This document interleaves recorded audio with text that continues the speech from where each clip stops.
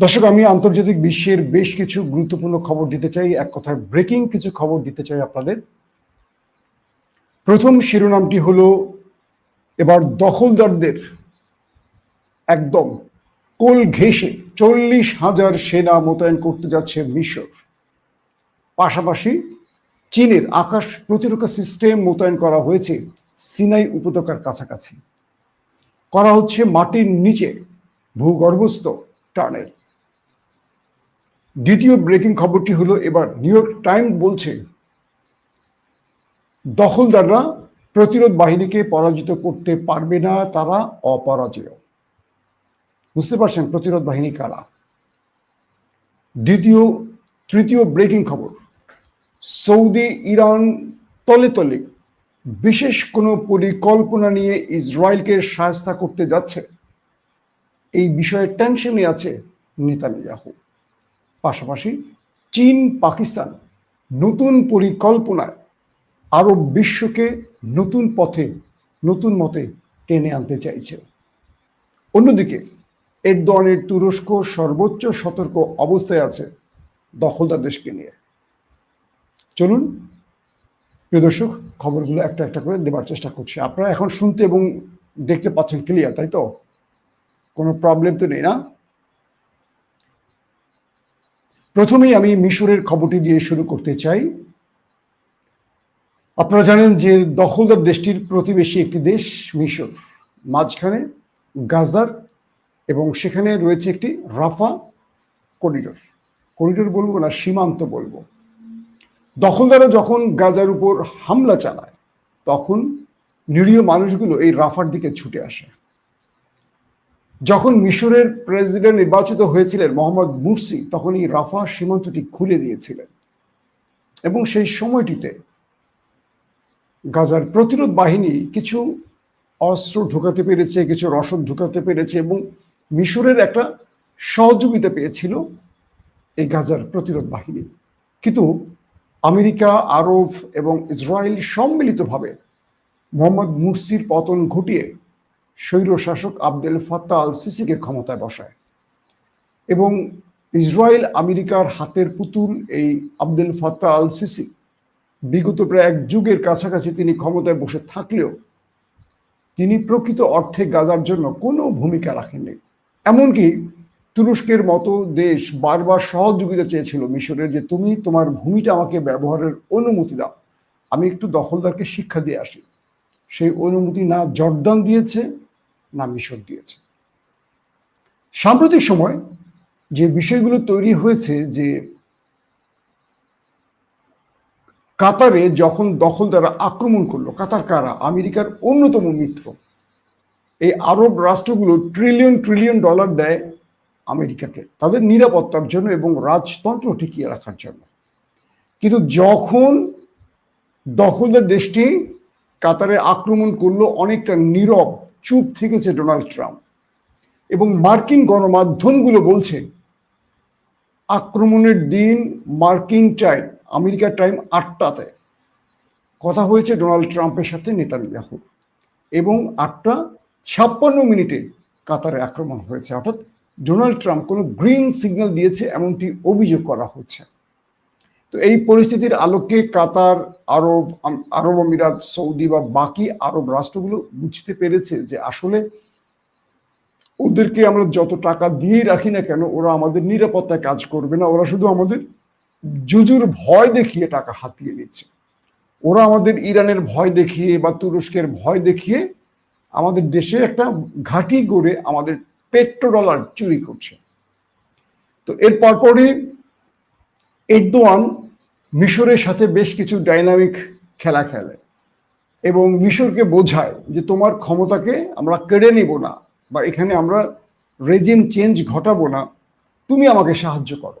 Abdel Fattah al CC মিশরের সাথে তুরস্কের সাথে কিছু বিষয়ে আলোচনা চালান এবং বলা হচ্ছে মিশর সিনাই উপত্যকার কাছে ইসরায়েল এবং মিশরের যে সীমান্ত অঞ্চল বা নোম্যান্স ল্যান্ড যে জায়গাটি, সেখানে তারা বাংকার বা ভূগর্ভস্থ টানেল তৈরির কাজ শুরু করেছে এবং 40,000-এর মতো মিশরীয় সেনা আধুনিক অস্ত্র শস্ত্র নিয়ে এই অঞ্চলে তারা পাহারায় রয়েছে।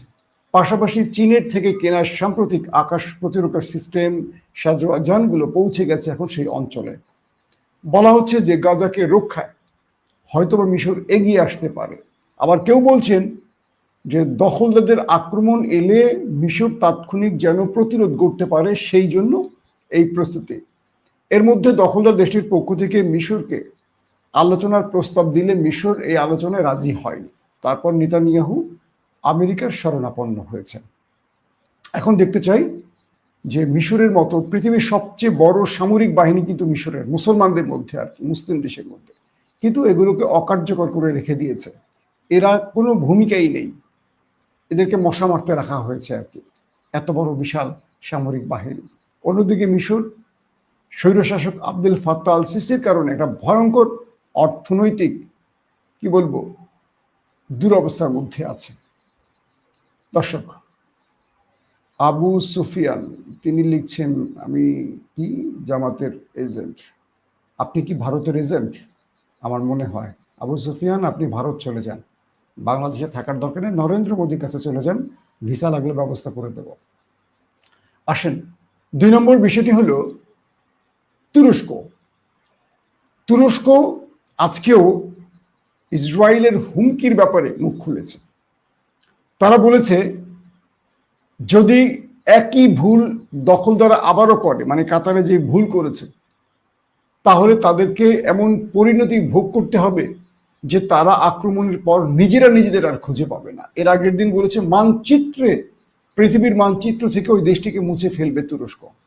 আজকে নতুন বার্তা এসছে এবং তুরস্কের ইন্টেলিজেন্স মিল্লিত ইস্তেকবারাত তিশকিলাতি অর্থাৎ MIT সর্বোচ্চ কি বলবো সতর্ক অবস্থায় কাজ করছে। দখলদাররা কোনো মিসাইল অ্যাটাক করবে, দখলদাররা F-35 বা F-16 দিয়ে অ্যাটাক করবে, নাকি দেশটির ভেতরে মানে তুরস্কের ভেতরে মোসাদ কর্তৃক কোনো গুপ্ত হত্যা চালাবে। এজন্য তুরস্ক সর্বোচ্চ পাহারায় রয়েছে এবং তুরস্কে যেসব হামাস নেতারা রয়েছেন তাদেরকে সর্বোচ্চ নিরাপত্তা দিচ্ছে তুরস্ক। পাশাপাশি তুরস্ক স্পষ্ট করে বলে দিয়েছে যদি কোনো প্রকার দখলদারদের পক্ষ থেকে তুরস্কের ভেতরে একটি ছোট আক্রমণ হয়, এটার ওজন অনেক বেশি হবে, যেটা ওরা নিতে পারবে না। এবং এরদোয়ান এই ব্যাপারে একদম সাফ জানিয়ে দিয়েছে যে আমি কারোর দিকে তাকাবো না, তোমার যে বাপ দাদারা আছে মানে বিশ্বমোড়ল বা আমেরিকা বা পশ্চিমারা আছে, কারোর দিকে তাকাবো না, আমি আক্রান্ত হলে আমি তোমাকে তোমার নাম নিশানা মুছে ফেলবো, এইটা তুমি কনফার্ম থাকো। কারণ এরদোয়ান অপেক্ষায় আছে যে ওরা লেজে পাড়া দেখ। কারণ হামাসের সাথে সবচেয়ে ভালো সম্পর্ক হলো তুরস্কের, এরদোয়ান সরকারের। তার চোখের সামনে গাজাটাকে ধ্বংস করে ফেলছে, কিন্তু কেউ তাকে সাহায্য করছে না। তিনি যতটুকু পারছেন চুপি সারে যা কিছু করছেন, কিন্তু এবার তার টার্গেট দখলদাররা যদি লেজে পাড়া দেয় এই সুযোগটি কাজে লাগাবে তুরস্ক। আর সাম্প্রতিক তুরস্ক যতগুলো তার পঞ্চম প্রজন্মের যুদ্ধ বিমান বলি, তার ICBM বলি বা তার মিসাইল বলি, আদার্স যা আছে, তুরস্ক সাম্প্রতিক সময় যেগুলো নতুন নতুন দেখাচ্ছে এগুলো প্রত্যেকটা রেঞ্জ কিন্তু তুরস্ক থেকে ইসরায়েল। খেয়াল করবেন, মানে তুরস্ক বোঝাচ্ছে যে আমার টার্গেট কিন্তু তেল আবিব। তার প্রত্যেকটা জিনিস ওই দেশটার জন্য করছে এবং গত 1 বছরের মধ্যে তুরস্ক যে সারপ্রাইজ দিচ্ছে অস্ত্র বাজারে, অবাক কর বিষয়। এবং তুরস্ক তার অন্যতম মিত্রদের সাথেও ভেতরে ভেতরে কাজ চালিয়ে যাচ্ছে। আসছি 3 নম্বর বিষয়, পাকিস্তান এবং গাজার সংবাদটা দিয়ে আমি পাকিস্তানে আসছি। গাজাতে আজও দখলদার বাহিনীর সাথে প্রতিরোধ বাহিনীর সংঘর্ষ হয়েছে এবং বলা হচ্ছে গাজা থেকে প্রতিরোধ বাহিনী দখলদার দেশটিকে টার্গেট করে বেশ কয়েকটি রকেট আক্রমণ চালিয়েছে। মাঝখানে দেশটি IDF এর সাথে লড়াইতেই ব্যস্ত ছিল, কিন্তু আজকে নতুন করে, গতকালকে নতুন করে আবারও দখলদার দেশটির মধ্যে রকেট অ্যাটাক চালিয়েছে। দখলদার দেশটির পক্ষ থেকে বলা হয়েছে তারা একটি রকেটকে আকাশ প্রতিরক্ষা সিস্টেম দিয়ে ইন্টারসেপ্ট করেছে, অন্য একটিকে ইন্টারসেপ্ট করতে পারেনি, তবে ক্ষয়ক্ষতির পরিমাণ তারা জানায়নি। পাশাপাশি দেশের ভেতরে দখলদার সেনাদের সাথে প্রতিরোধ বাহিনীর মুখোমুখি সংঘর্ষ হয়েছে, কিছু মাইন পুঁতে রেখেছিল সেগুলো বিস্ফোরণ হয়েছে এবং ব্যাপক সংখ্যক হতাহত হয়েছে এমন খবর পাওয়া গেছে। তার মানে ভেতরে, গাজার ভেতরে দখলদারদের সাথে লড়াই এখনো কন্টিনিউ চলছে। তারপরের খবরে আসি দর্শক, পাকিস্তানের সাথে সৌদির যে আলোচনাটি হয়েছে বা চুক্তিটি হয়েছে, অনেকেই বলছে যে এটা নেপথ্যের মাস্টারমাইন্ড চীন এবং তুরস্ক। কারণ পাকিস্তানের সাথে সবচেয়ে মধুর সম্পর্ক হলো প্রথম তুরস্ক, তারপর চীন। তো বলছে যে তুরস্ক যেহেতু ন্যাটোর সদস্য, আবার তুরস্কের সাথে দখলদারদের একটা চরম বিরোধ আছে, আবার তুরস্ককে ভয় পায় আরব রাষ্ট্রগুলো। ওসমানী সালতানাতের আদলে তুরস্ক যেভাবে এগুচ্ছে, ওরা ভয় পাচ্ছে যে আবার আমাদের রাষ্ট্রগুলো দখলে নেয় কিনা। সব মিলে তুরস্ক পাকিস্তানকে এখানে ব্যবহার করেছে, আর কাতারে আক্রমণের কারণে আরবরা ভয় পেয়ে গেছে ইসরায়েলকে। তো যে কারণে পাকিস্তানের সাথে সৌদির চুক্তির পর আরবের বাকি রাষ্ট্রগুলো পাকিস্তানের সাথে চুক্তির একটা পরিকল্পনা করছে। তো এরই মধ্যে আজকে পাকিস্তানের প্রতিরক্ষা মন্ত্রী খাজা আসিফ নতুন করে একটি স্টেটমেন্ট দিয়েছে। তিনি বলেছেন, সৌদিকে প্রয়োজনে আমরা নিউক্লিয়ার সহযোগিতা করব, পারমাণবিক বোমা বানাতে কিংবা রক্ষায় পারমাণবিক সহযোগিতা, মানে পাকিস্তান থেকে সৌদিতে যদি পারমাণবিক বোমা পাঠাতে হয় পাকিস্তান সেটা করবে। একদম ডাইরেক্ট বলেছেন, বলছে যে আমাদের চুক্তির মধ্যে এই বিষয়টি রয়েছে। কারণ সৌদিতে আক্রমণ মানে পাকিস্তানে আক্রমণ, পাকিস্তানে আক্রমণ মানে সৌদিতে আক্রমণ। সেই হিসেবে যদি শত্রুরা সৌদি আরবে আক্রমণ করতে চায়, সেক্ষেত্রে পাকিস্তান তার সর্বোচ্চ সহযোগিতা করবে, সর্বস্ব দিয়ে। ক্লিয়ার? অর্থাৎ পারমাণবিক সহ সব রকম সহযোগিতা করবে। তো চীন ইতিমধ্যে আফগানের যে বাগরাম ঘাঁটিটি, যেটি মার্কিন যুক্তরাষ্ট্র তৈরি করেছিল আফগানে থাকা অবস্থায়, এটা নিয়ন্ত্রণ নিতে চাইছে। তো এটি নিয়ন্ত্রণ নিতে চীন পাকিস্তানকে সৌদির সাথে একটা সম্পর্কের আটকালো।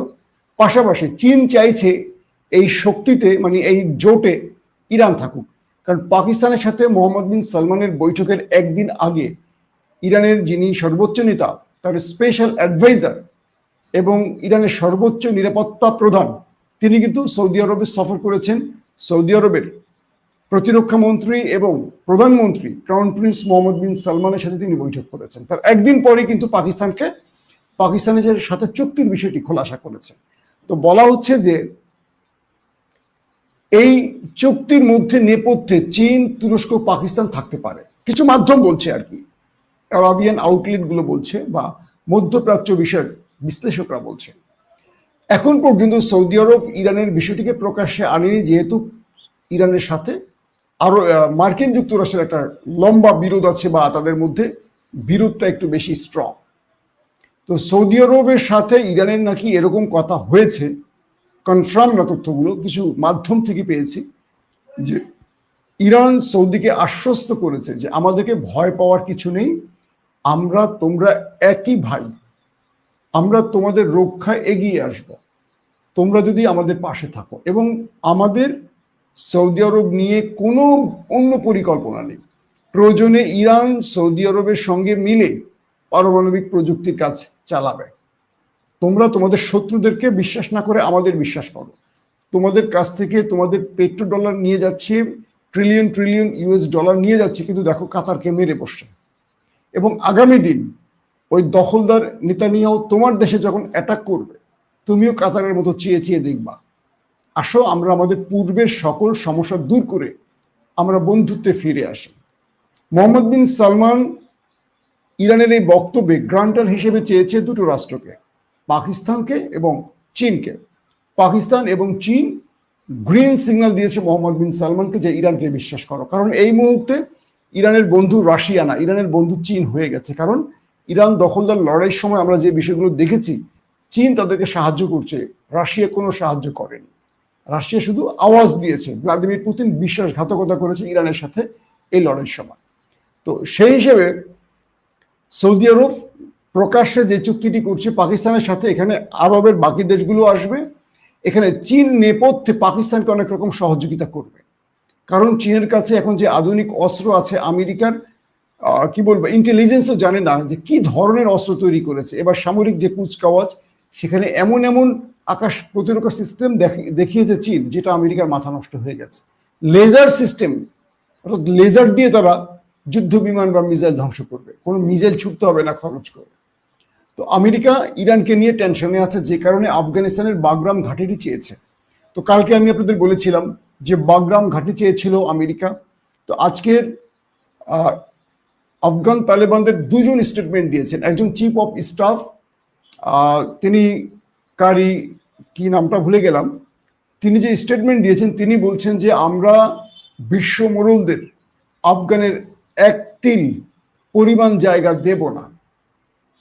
তারা যদি বলে আফগান তালেবানদের বা আফগানিস্তানের 10 বিলিয়ন মার্কিন ডলার যেটা তারা কুক্ষিগত করেছে আমাদের কাছ থেকে, আমাদের টাকা মার্কিন ব্যাংকে তারা আটকে রেখেছে, সেই টাকা তারা ফেরত দেবে, তবু আমরা আমাদের এক তিল পরিমাণ মাটি তাদেরকে দেব না। তারা যদি বলে ট্রিলিয়ন ডলার তারা আমাদেরকে দেবে সহযোগিতার জন্য, তারপরও আমরা বিশ্ব মোড়লদের 1 ইঞ্চি মাটি দেব না। কে বলছে? আফগান তালেবানরা। তাদের পররাষ্ট্রমন্ত্রী, তাদের চিফ অফ স্টাফ দুজনই আজকে এই ব্যাপারে গণমাধ্যমের সামনে স্টেটমেন্ট দিয়েছে। এখন এই বিষয়টি স্পষ্ট হয়ে গেছে যে আমেরিকাকে একটা শক্ত করে, বা ডোনাল্ড ট্রাম্পকে একটা শক্ত করে ঠুসুম করে দিয়ে দিয়েছে আফগান। কালকে বলেছিল ডোনাল্ড ট্রাম্প যদি না দেয় তারা শক্তি প্রয়োগ করবে, তারা জোর করবে, তারা কিভাবে নিতে হয় জানে। আজকে সেই উত্তর দিয়ে দিয়েছে আফগান তালেবানরা। তারা বলে দিয়েছে 1 ইঞ্চি মাটি আমরা ওদেরকে দেব না। এখানে এই বাগরাম বা কোনো ঘাঁটি তাদের দেয়া হবে না। ইতিমধ্যে কিছু মাধ্যম বলছে বাগরামের দায়িত্ব নিচ্ছে চীন। এটি হলো মূল মাথা ব্যথার কারণ আমেরিকার। আফগানিস্তানের এই সাহস দেখে আমি অবাক হয়ে যাই, যেখানে আমাদের মতো একটি দেশ 54 বছর স্বাধীন হয়েছে, আমাদের বিশাল সেনাবাহিনী আছে, আমরা ভারতের কাছে কাপড় ভিজিয়ে ফেলি। ইউনূস সরকার হাঙ্কি বাঙ্কি করে নরেন্দ্র মোদীর ভয় ইলিশ পাঠিয়ে দিয়েছে। আমাদের বিএনপি এখন ভারতের কাছে প্রতিদিন গিয়ে হাজিরা দিচ্ছে, গোপনীয় হোক আর প্রকাশ্যে হোক। আমাদের ওপারের এজেন্সি প্রতি মুহূর্তে আমাদের বড় বড় দলগুলোর নেতাদের সাথে গোপনে বৈঠক করছে, কিভাবে আগামী দিন ইসলামী শক্তিকে আটকে দিয়ে পরাজিত করে তাদেরকে ক্ষমতা দেওয়া যায় তার নীল নকশা তৈরি করছে। আর দেখেন আফগানিস্তান, ভারত না, আফগানিস্তান আমেরিকাকে বলছে 1 ইঞ্চি মাটি তোমাকে দেব না। এবং এই কথাও বলা হয়েছে যে তোমরা জানো, তোমরা আমাদেরকে চেনো, গত 20 বছর আমরা তোমাদের সাথে কি আচরণ করেছি। তোমরা যদি যুদ্ধ করতে চাও আসো, আমরা প্রস্তুত। আফগান সেনাবাহিনীকে প্রস্তুত রাখা হয়েছে আমেরিকার আগ্রাসন মোকাবেলায়, এবং তাদেরকে ওয়েলকাম করছে যে আসো, তোমরা জানো আমরা কি করতে পারি, এবং তোমরা এই দেশ থেকে কিভাবে পালিয়ে গেছো, উঠে পড়ে বিমানের পাংখা ধরে। এই ইতিহাস পুনরায় ফিরে আসবে যদি তোমরা ভুল করো। এটি স্টেটমেন্ট কে দিয়েছে? আফগান তালেবানরা। দর্শক, এখন আসি চীন, ইরান এবং সৌদির লাস্ট আপডেটটা মাঝখান থেকে আমি আরেকটা প্রসঙ্গে আসি। ইরান চাইছে এই মুহূর্তে একটা মুসলিম ঐক্য তৈরি করতে, কিন্তু বিশ্বাসঘাতক আরব আমিরাতের জন্য সেটি সম্ভব হয়নি। অর্থাৎ ন্যাটোর আদলে একটি ইসলামিক সেনাবাহিনী, কিন্তু এটিকে গোপনে কিছু দেশ উড়িয়ে দেয়নি। তারা নেপথ্যে ভিন্ন পরিকল্পনা এগুচ্ছে। এর মধ্যে কাতার, সৌদি আরব, পাকিস্তান, তুরস্ক, এই 4টি, এবং সঙ্গে মিশরকে টেনে আনার চেষ্টা করা হচ্ছে। মিশর কিন্তু সবচেয়ে বড় সেনাবাহিনী, মুসলমানদের বা মুসলিম সেনাবাহিনী সবচেয়ে বড় মিশরের, এদেরকে টেনে আনা হচ্ছে। কিন্তু আরব আমিরাত বাগড়া দিচ্ছে, এটা শোনা যাচ্ছে। তো সবকিছু মিলে সৌদি এবং ইরান আরেকটা গুগলি চালে তারা চিন্তা করছে যে কি করে দখলদার বাহিনীকে একটা শিক্ষা দেওয়া যায়। ইতিমধ্যে সৌদি আরব দখলদারদের উদ্দেশ্য করে শক্ত বার্তা দিয়েছে। পাশাপাশি নেতানিয়াহু নতুন করে স্টেটমেন্ট দিয়েছে। আজকে তার স্টেটমেন্ট হলো তিনি ফিলিস্তিন দখল করবেন। তিনি বলছেন জর্দান নদীর পাড়ে কোনো ফিলিস্তিন নামক রাষ্ট্র থাকবে না, নেতানিয়াহু বলেছেন। পাশাপাশি 7 অক্টোবরের ঘটনার পর যারা বিপ্লবী বাহিনীকে বা প্রতিরোধ যোদ্ধাদেরকে সহযোগিতা করেছে তাদের প্রত্যেকের উপর দখলদার আক্রমণ করবে। কাতারে করেছে, ইরানে করেছে, লেবাননে করেছে, ইয়েমেনে করেছে, সিরিয়াতে করেছে। এবার তাদের টার্গেট তুরস্ক, প্রয়োজন তারা সৌদি আরবকেও টার্গেট করবে। আর তাই সৌদি আরব ভেতরে ভেতরে তৈরি হচ্ছে, এবং যাদের সাথে শত্রুতা ছিল তাদেরকে বন্ধু বানিয়ে তারা একটা শক্ত প্রতিরোধ করতে চাইছে। কারণ সৌদি আরব এটা বুঝে গেছে আমেরিকা তাদের আর সাহায্য করবে না। আমেরিকা যত যাই বলুক, দখলদাররা যখন আক্রমণ করবে তাদেরকে অনুমতি দেবে, পরবর্তী গালাগালি করে মীমাংসা করবে, কিন্তু যা ক্ষতি হওয়ার হয়ে যাবে। তাই সৌদি আরব নতুন করে মিত্র খুঁজছে। তারা ট্রাম্পকে বিশ্বাস করছেন না। তারা এখন প্রয়োজনে তুরস্কের হাত পা ধরবে, তারা প্রয়োজনে পাকিস্তানের হাত পা ধরবে, প্রয়োজনে তারা ইরানের সাথে সমঝোতা করবে। আর এই খবরগুলো এখন আমেরিকা ভার্সেস ইসরায়েলের জন্য টেনশনের কারণ হয়ে গেছে। এখন পৃথিবীর নতুন একটি মোর্চা দেখতে পারে। তুরস্ক যে কোনোভাবে চাইছে যুদ্ধ এড়িয়ে চলতে, কারণ তুরস্কের আরো কিছু কাজ বাকি আছে। তবে তুরস্ক যদি এই মুহূর্তে দখলদাররা যদি এই মুহূর্তে তুরস্কে আক্রমণ করে বসে, এখানে কয়েকটা যুদ্ধের ফ্রন্ট খুলে যাবে। তুরস্কের জন্য এগিয়ে আসবে পাকিস্তান, আজারবাইজান। আবার আজারবাইজানের সাথে ইসরায়েলের সম্পর্ক ভালো। আবার তুরস্কের জন্য এগিয়ে আসবে সিরিয়া। সিরিয়াটা অশান্ত হয়ে যাবে, কারণ এখনো স্টেবল হয়নি সিরিয়া। সেখানে নতুন করে ভিন্ন মাত্রা কিছু ঘটবে, কারণ সিরিয়াটা এখনো তুরস্কের কন্ট্রোল, এটা ইসরায়েলের সহ্য হচ্ছে না। সবকিছু মিলে ভিতরে আত্মঘাতী হামলা হোক আর 35 যুদ্ধ বিমানের মাধ্যমেই হোক, ইসরায়েল একটা চেষ্টা করবে তুরস্ককে নিয়ে। তবে ইরান যে বিষয়টি স্পষ্ট করেছে, তারা বলেছে আমরা সর্বোচ্চ প্রস্তুতি নিয়ে রেখেছি এবং অতীতে আমাদের যে ভুলগুলো ছিল সেগুলো শুধরে আমরা দখলদারদের বিরুদ্ধে আরেকটা বড় শক্ত জবাবের প্রস্তুতি নিয়ে রেখেছি। এই ক্ষেত্রে এটুকু বোঝা যায় এবার ইরান, তুরস্ক, পাকিস্তান তারা সম্মিলিত একটা প্রচেষ্টা চালাবে দখলদারদের বিরুদ্ধে। আমরা দোয়া করি অবশ্যই এই শব্দগুলো বলতে একটু টেনশন হয়, এই শক্তিটির বিজয় হোক। কাদের বিরুদ্ধে? জালিমের বিরুদ্ধে। আল্লাহ।